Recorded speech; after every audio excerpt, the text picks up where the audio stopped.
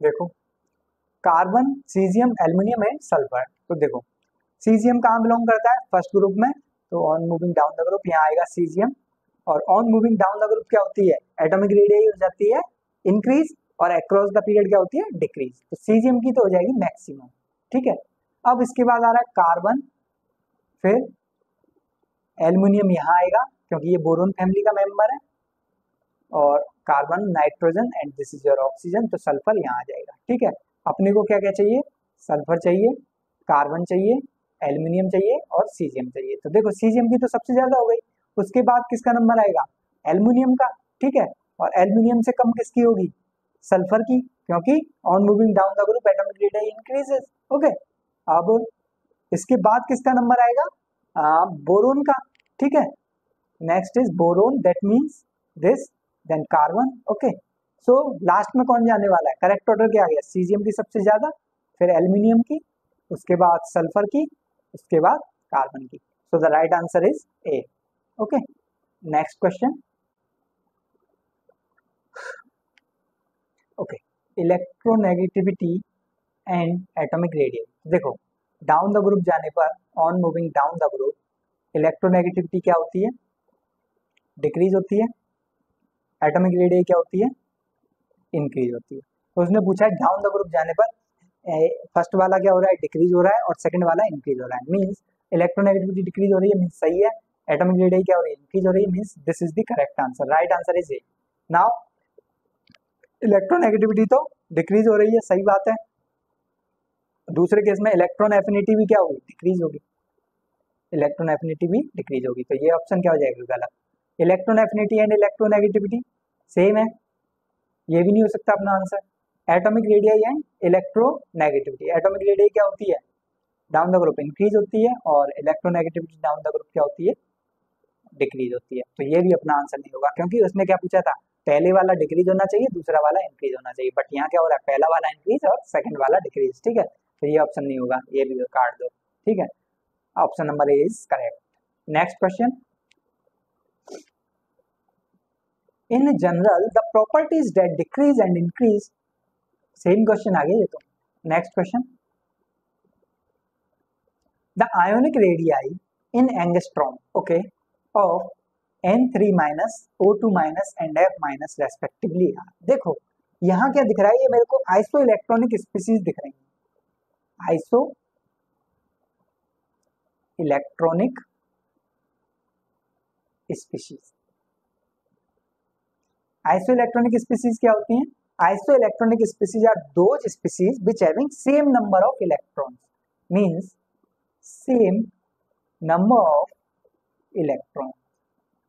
ठीक है, means same number of electron. देखो N3 माइनस में कितने इलेक्ट्रॉन है, 10, 7 is the atomic number, means 7 electron plus 3 electron, 3 is the charge, 3 minus। Oxygen में कितने हैं, 8 plus 2, ये भी 10। फ्लोरीन में कितने हैं, 9 plus 1, that is also 10। means same number of electron है, that means they are the isoelectronic species। now we have to calculate ionic radii। क्या मुझे ये ionic radii कैलकुलेट करनी चाहिए, नहीं करनी चाहिए, मैं कैसे ऑर्डर बताऊंगा फिर इसका। देखो this is your N3 minus, this is your O2 minus and this is your F minus। देखो Z star, that is the effective nuclear charge, effective nuclear charge, ठीक है, and Z is the atomic number,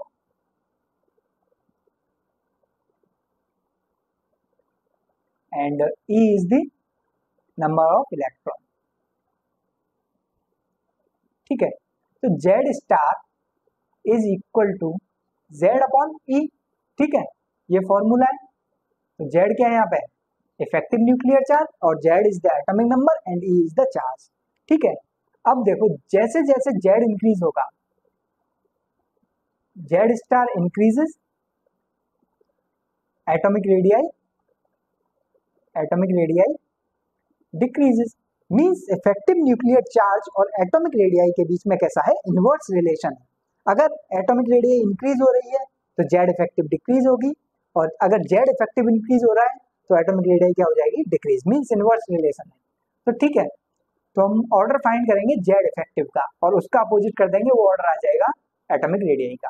तो order of Z effective कैसे निकालेंगे, N3 minus के लिए देखते हैं, इसको मैं हटाता हूं अभी थोड़ी देर के लिए। N3 माइनस में जेड स्टार निकालेंगे अपन, कितना आएगा, that is equal to Z upon E. तो Z atomic number of nitrogen is 7, okay, 10, number of electron in N3 minus is 10, so Z upon E is 7/10। इसके लिए कितना जाएगा, 8/10, 8 is the atomic number of oxygen and 10 is the number of electron in O2 2 minus, okay, now this is 9 divided by 10, okay, 9 is the atomic number of fluorine and 10 is the number of electron in F minus, okay, तो यहाँ से क्या आ जाएगा, that is equal to 0.7, that is equal to 0.8 and that is equal to 0.9।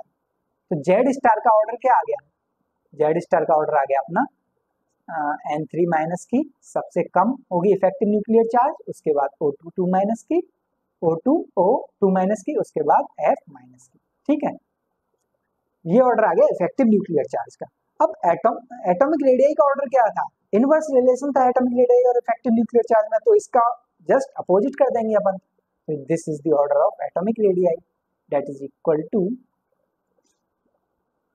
N3 minus which is maximum, then O2 minus, then F minus, so this is the order of atomic radii। अब हमें तो चाहिए थी values, but हमें क्या मिला, order. तो values कैसे पता चलेगी अपने को, वैल्यूज पता करने के लिए देख लो, N3 माइनस के लिए सबसे ज्यादा होना चाहिए, तो देखो यहाँ 0.136 और यहाँ घट गया, मतलब यहाँ बढ़ गया, लेकिन यहाँ क्या था, कम होना चाहिए था, तो ये फर्स्ट वाला ऑप्शन काट देंगे हम, ठीक है।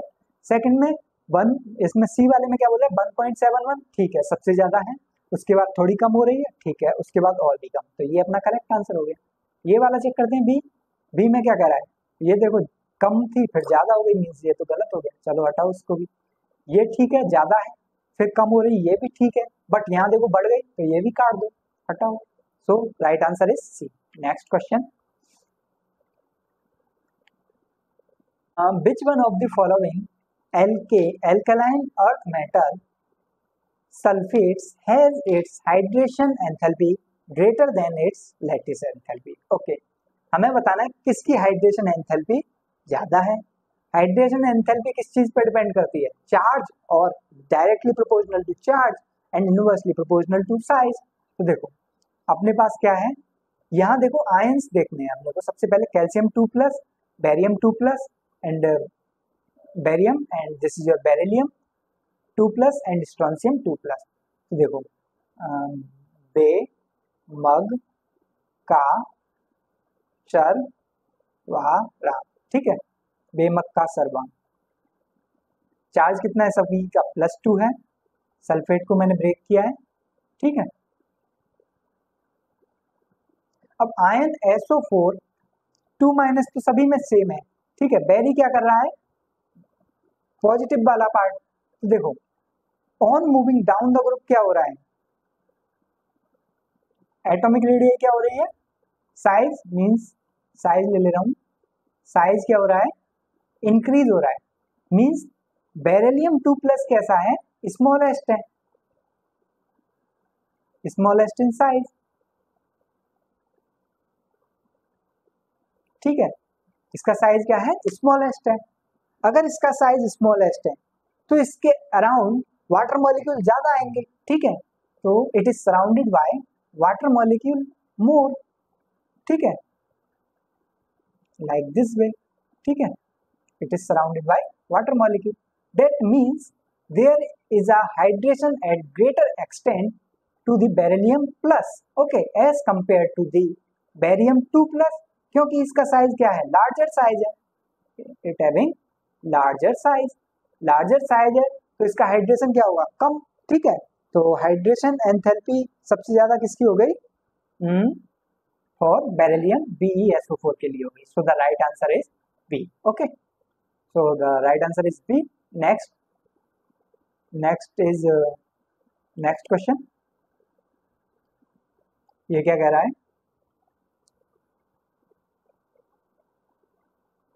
which among the following is most reactive बताना है।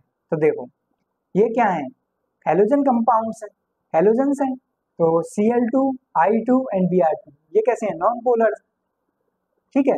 बट ये कैसा है, polar. ICl is a inter halogen compound, ICl क्या है अपना, इंटर हेलोजन कंपाउंड है, इंटर हेलोजन कंपाउंड, ठीक है।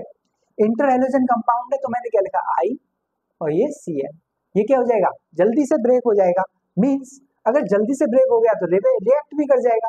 और बाकी के क्या है अपने पास, Cl, Cl, Br, Br, तो ये क्या है, नॉन पोलर है, तो ये इजीली ब्रेक नहीं हो पाएंगे, ठीक है, ये इजीली ब्रेक नहीं हो पाएंगे। तो ये कैसे हैं, लेस रिएक्टिव है as compare to the inter halogen compound which is ICl। So our right answer is D. Okay, next question, which one has the highest boiling point, highest boiling point किसका है ये बताना है हमें, ठीक है। तो बॉइलिंग पॉइंट किस चीज पर डिपेंड करता है अपना, बॉइलिंग पॉइंट पहली बात तो मॉलिक्यूलर वेट पर डिपेंड करता है, ठीक है, और दूसरी बात हाइड्रोजन बॉन्डिंग पर डिपेंड करता है। अगर मॉलिक्यूलर वेट और हाइड्रोजन बॉन्डिंग में से किसी एक को चुनना हो तो किसको चुनेंगे, हाइड्रोजन बॉन्डिंग को, ठीक है, जिसमें हाइड्रोजन बॉन्डिंग ज्यादा उसका बॉइलिंग पॉइंट ज्यादा। अब यहाँ हाइड्रोजन बॉन्डिंग तो है नहीं, सिर्फ क्या दिख रहा है अपने को, मॉलिक्यूलर वेट में वेरिएशन दिख रहा है। तो देखो ये क्या है, नोबल गैसेस हैं सारी की सारी, हीना, नीना और तो है नहीं, और करीना, जिनोन, रेडोन, जिनोन। तो देखो on moving down the group क्या होता है, साइज इंक्रीज होता है, और साइज इंक्रीज हो रहा है मींस मॉलिक्यूलर वेट भी इंक्रीज हो रहा है। तो मॉलिक्यूलर वेट किसका है सबसे ज्यादा, जिनोन का है, maximum molecular weight, maximum molecular weight, molecular weight, ठीक है, मॉलिक्यूलर वेट मैक्सिमम आ गया। तो इसका मतलब क्या हुआ, boiling point is directly proportional to the molecular weight. अगर मॉलिक्यूलर वेट ज्यादा तो बॉइलिंग पॉइंट भी ज्यादा, इसका मतलब क्या हुआ, अपना राइट आंसर हो जाएगा xenon, means xenon having the highest boiling point, ठीक है। Next question, the first ionization potential of sodium is 5.1 electron volt. Okay, the value of electron gain enthalpy of Na plus will be, okay, तो first ionization potential क्या है, Na था, Na से मैंने एक electron निकाला तो क्या मिला मेरे को, Na प्लस प्लस इलेक्ट्रॉन, और इसके लिए मेरे को delta H means ionisation energy given है, जो कितनी है, ionisation energy is equal to 5.1 electron volt, जो कि पॉजिटिव में है, पॉजिटिव में है, इसका मतलब मैंने इसको एनर्जी दी है। It is a endothermic process, कैसा प्रोसेस है, एंडोथर्मिक, एंडोथर्मिक प्रोसेस मींस अगर हम किसी से इलेक्ट्रॉन निकाल रहे हैं तो वो कैसा प्रोसेस होता है, एंडोथर्मिक, ठीक है, इस केस में। और दूसरी बात बोल रहा है इलेक्ट्रॉन गेन एंथैल्पी, पहली बात तो आयोनाइजेशन एनर्जी होती क्या है, ionisation energy is the energy required to remove an electron, देखो मैंने रिमूव किया है, energy required to remove an electron from an isolated gaseous atom, okay, तो मैंने एक इलेक्ट्रॉन रिमूव किया, तो this is the first ionization energy of the sodium.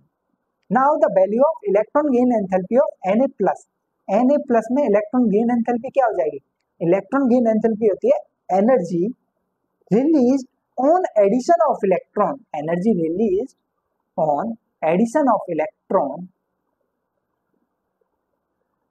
Is the electron gain enthalpy, तो क्या बन जाएगा यहाँ Na, this is our electron gain enthalpy, that means electron affinity भी बोलते हैं हम इसको, दैट इज इक्वल टू, अब मैंने इलेक्ट्रॉन को ऐड किया है तो प्रोसेस कैसा होगा, कैसा होगा, and exothermic means energy release होगी, तो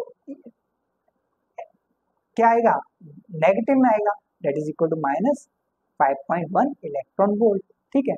और दूसरा, ये तो हमें जनरल तरीके से पता चल गया, दूसरा देखो मैंने फर्स्ट वाली रिएक्शन को ही रिवर्स किया है, तो एनर्जी की वैल्यू क्या हो जाएगी, वो भी रिवर्स हो जाएगी, मींस नेगेटिव साइन आ जाएगा बस। So the right answer is B. Next question. Which of the following represents the correct order of increasing first ionization enthalpy for calcium, barium and sulfur, selenium and argon. ठीक है, तो हमें बताना है first ionization enthalpy का order बताना है। तो देखो कासरबारा, ठीक है, ये नीचे आएगा कैल्शियम से और ये आएगा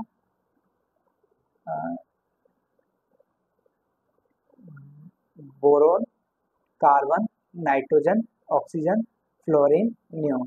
ठीक है, तो आलू, गाजर, चरण सिंह, जर्मनी, नेपाल, पाकिस्तान, ऑस्ट्रेलिया, ओस से, ठीक है, हीना, हीना, नीना और, ठीक है, मिल गए अपने को जो जो चाहिए। अपने को क्या क्या चाहिए, आर्गन चाहिए, सेलेनियम चाहिए, सल्फर चाहिए, बेरियम भी चाहिए, बेरियम का बेरियम भी चाहिए और कैल्शियम चाहिए, ये रहा।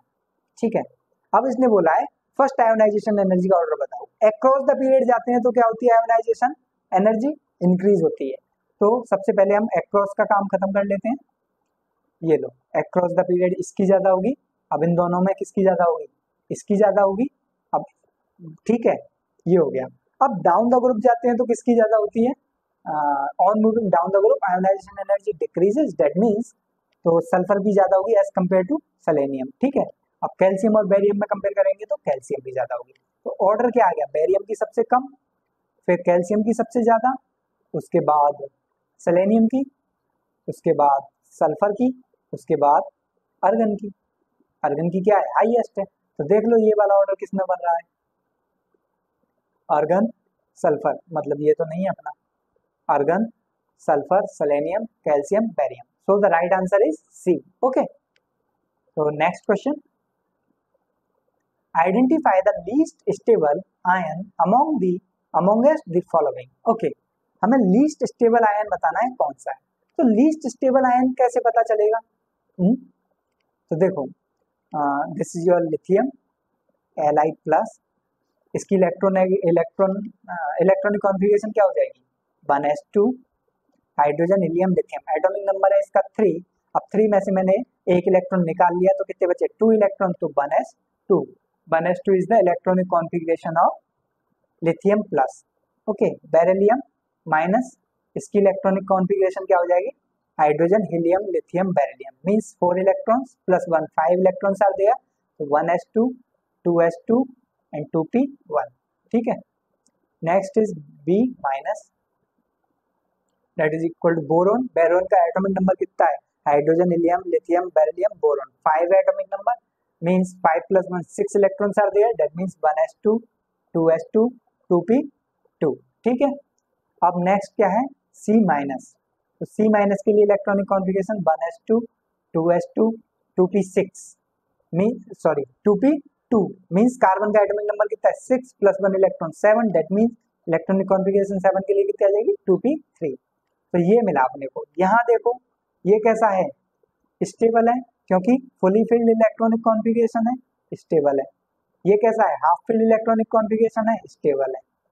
अगर मैं इससे एक इलेक्ट्रॉन निकाल दूं तो ये कैसा हो जाएगा स्टेबल। ठीक है, एक इलेक्ट्रॉन निकालने पर, ठीक है, बट ये तो नहीं हो पाएगा। तो लीस्ट स्टेबल कौन सा हो गया, ये वाला बेरिलियम माइनस, क्योंकि इसमें से एक इलेक्ट्रॉन निकालने पर ये स्टेबल हो जाएगा, that means this is a least stable. क्योंकि बेरिलियम था अपने पास पहले, उसकी इलेक्ट्रॉनिक कॉन्फ़िगरेशन क्या थी 1s2, 2s2, जो कि कैसा था अपने पास स्टेबल था। ठीक है, तो least stable is B minus, so the right answer is B. Next question, the set representing the correct order of first ionization potential is, okay, हमें बताना है फर्स्ट आयोनाइजेशन पोटेंशियल किसकी ज्यादा होगी। तो देखो ये कौन सी फैमिली से बिलोंग कर रहा है, एल्कलाई मेटल से, तो लीना के on moving down the group जाने पर क्या होता है आयोनाइजेशन एनर्जी डिक्रीज होती है, तो ऑर्डर क्या आ जाएगा, ये आ जाएगा। तो इसमें क्या की बना उल्टा, तो ये गलत हो गया। Next is boron, carbon, nitrogen, across the period जाने पर क्या होता है आयोनाइजेशन एनर्जी इंक्रीज होती है, तो ऑर्डर क्या आ गया, ये आ जाएगा, तो ये भी गलत हो गया। ठीक है, अब बेमक्का, बे मग का, ठीक है, बेमक्का on moving down the group क्या होती है, electronegativity, ionisation energy, sorry ionisation energy decrease होती है, तो ये ऑर्डर आ जाएगा। सही है क्या, या ये तो सही दे रखा है, B is the correct answer. D में देख लो, चरण C germanium, on moving down the group decrease होती है, तो ये ऑर्डर भी क्या है, गलत है। So the right answer is B. Next question, the correct order of radii is, radii का करेक्ट ऑर्डर बताना है। थोड़ी देर पहले ही तो देखा था ये वाला क्वेश्चन, यही तो था इसका आंसर, वही क्वेश्चन आ गया है, दोबारा करके बताओगे सबका, हाँ